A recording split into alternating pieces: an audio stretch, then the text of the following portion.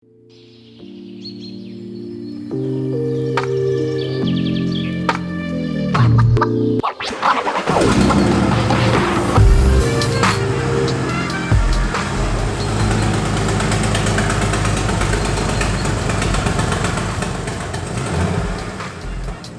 months ago I discovered something weird.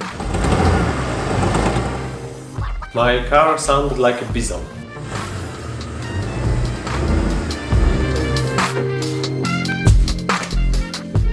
So after taking apart my entire exhaust,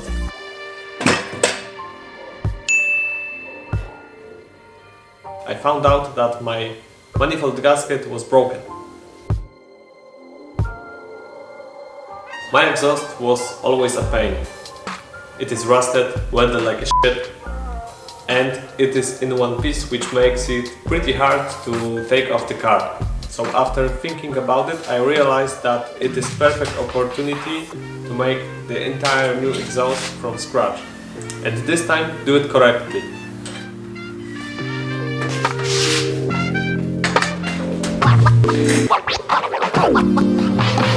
So I decided to order proper TIG welding machine to finish my job.